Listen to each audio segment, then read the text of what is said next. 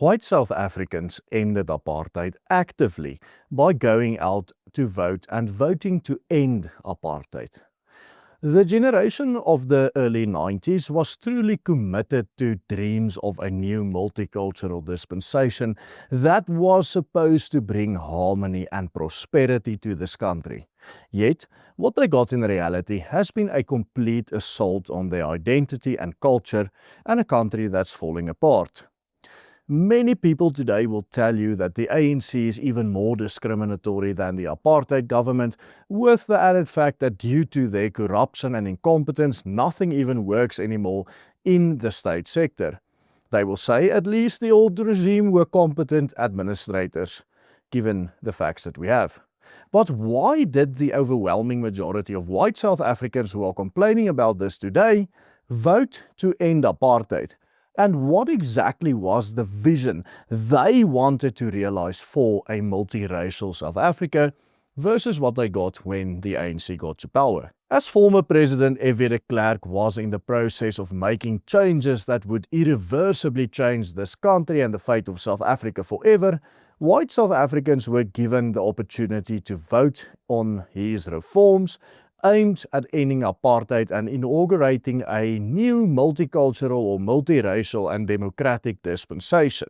And so, on the 17th of March 1902, South Africans went to the polls to vote in the last referendum to be held in this country's history. They were to vote either yes or no to the following question. Do you support the continuation of the reform process which the state president began on 2 February 1990 and which is aimed at a new constitution through negotiation? The results were telling. Just under 70% of voters, an overwhelming majority, said yes, whereas just over 30% said no. The only region where the majority of people voted no was in the Northern Transvaal, or Pietersburg, with the yes vote gaining nearly 90% in and around places like Cape Town and Durban by the coast. And so, 2 years later, the country's first multiracial elections were held, and the ANC inevitably came to power as the only party in government and also the only party to govern South Africa until today with the GNU. But did white South Africans overwhelmingly vote in favor of multiculturalism and against segregation, or was there another specific reason for them to vote for this? In today's video, we'll unpack how exactly the hopes and dreams of this time looked like and what the people who voted yes were thinking they were voting yes for. On the 2nd of February 1990, F.W. de Klerk announced a series of radical political reforms that marketed perhaps the biggest single turning point in this country's history. He unbanned anti-apartheid movements such as the ANC and Pan-Africanist Congress and the South African Communist Party. Furthermore, he also announced the release of Nelson Mandela, who had been imprisoned for 27 years at the time after being found guilty of terrorism. By doing so, it was evident that he had started the path towards transitioning South Africa from a racially segregated to a racially integrated democratic state. And he consequently proceeded to dismantle all the remaining apartheid legislation within less than 24 months of making that speech, and by the end of 1991, apartheid as a policy was officially over, and all apartheid laws were officially removed from the books, all those that still remain, because we know through the history, the past 10 years before that, they were already starting to remove apartheid laws one after the other. But the question still remained whether de Klerk, who was facing a mountain of criticism from the right, actually still enjoyed the support of the people who voted him into power. And so, right before taking the final step of accepting a new liberal constitution and moving forward with a multicultural democratic dispensation, white South Africans were given one final chance to make their voices heard. In the March 1992 referendum, white South Africans then made their choice and overwhelmingly voted for the continuation of the process that de Klerk was in the middle of. importantly, not even the No campaign advocated for a return to apartheid at the time. This is something that many people do not understand. But merely a different dispensation than a unitary multiracial state in which white people would be reduced to a small minority without any political power. So why did the majority of white South Africans vote yes? The answer lies in the classical liberal worldview, which had prevailed at the time not only in South Africa, but in the world around it. It is characterized in the belief in the inherent goodness of all humanity and the idea that all people, not merely as individuals, but also as groups, would eventually reach a full equality if given the chance. This is interestingly the complete opposite worldview of what the West had believed in for most of its history, especially since the start of Christendom, because the Christian religion and the Bible teaches us the opposite, that all men are inherently evil, and that is why they are in need of a savior. Liberalism turns the idea of Christianity on its head and says no, all people are inherently good by themselves. In South Africa's case, the classical liberal hope for a peaceful and constructive political transition was at least in part rooted in the memory of how the Afrikaner people came to power in this country in the first place. You see, prior to 1948, the government of South Africa was very much British and pro-colonialism, viewing South Africa essentially as a part of the empire under the British Crown. When Afrikaner nationalists came to power, however, they did not attempt to eradicate everything British, nor did they ever call for people of British descent to be discriminated against in any way by the state. In fact, they continue to recognize the English as an official people here in South Africa with an official language, and even when South Africa became a republic in 1961, the government under Verwoerd initially attempted to remain part of the British Commonwealth.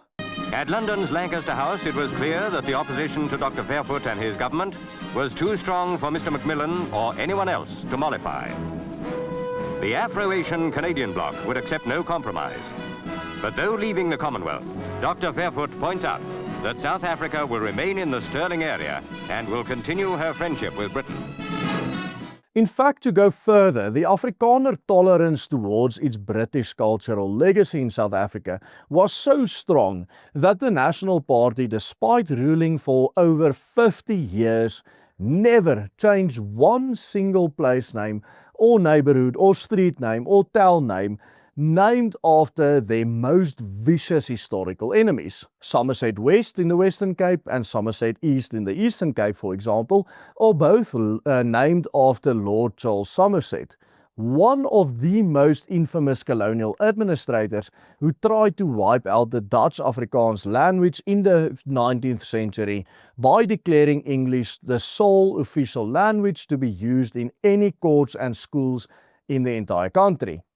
Likewise, the suburb of Milnerton in Cape Town is named after Lord Alfred Milner, a British imperialist who is best known for setting up the concentration camps here in South Africa, who many Afrikaners thought of were trying to genocide the Afrikaner people both during and after the Anglo-Boer War. And so, of course, liberal Afrikaners wrongly believed that if their ancestors and they themselves had exhibited this kind of courtesy and extended the hand of friendship to their former grave enemies, which is Britain or the English, the ANC under Mandela would also see that this is the best path forward. After all, when the Afrikaner came to power, there was no talk of revenge or so-called correcting historical atrocities or punishing the English in this country for what had happened just mere decades before, such as the concentration camps in which Afrikaner women and children died by the tens of thousands and which wiped out a third of the Afrikaner population of the time during the Anglo-Boer War. Yet, the ANC did not act like the Afrikaners when they gained power. History has proven that generation that we were talking about wrong in the most dramatic fashion imaginable. White people in this country peacefully handed over a full political power. Yet, not only is the current government actively trying to wipe out their heritage from the face of the earth with a militant and undemocratic campaign to rename every single one of the historic settlements that was founded by the Afrikaner people and the English for that matter, but in response, we have all been greeted with chants like this. To kill the mother, kill the poor, the farmer, kill the poor, the farmer.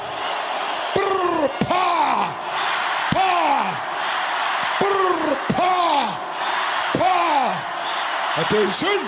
The naivete accompanying the worldview of the majority of Afrikaners in the 90s has ended up costing our people dearly.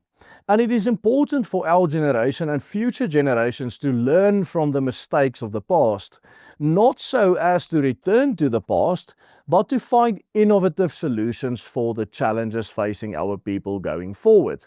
We must realize that even the No campaign were in favor of ending apartheid, but their solution for after apartheid was ended was just something completely different, which would not have involved a complete takeover of the ANC, giving the ANC complete power over all people in this country.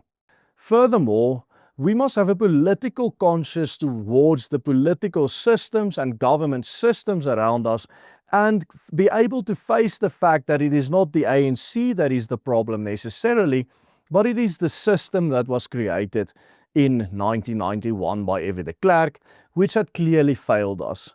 This does not mean that we want to go back to anything in the past necessarily, but that we must look to a future solution that will be to a benefit of all people in this country, and of course including us, because there's nothing wrong with standing with your own people. In a recent video, we highlighted why self-determination for the peoples of South Africa is the only path towards true progress and true freedom and true peace in this part of the world. Check out that full video and our explanation there by clicking on this link appearing on your screen right now. And please do consider supporting our work by becoming a member of the Willem Petzer Group. Simply follow these easy steps on the banner. Only with you investing in us are we able to do the work we are doing going forward. Goodbye and God bless.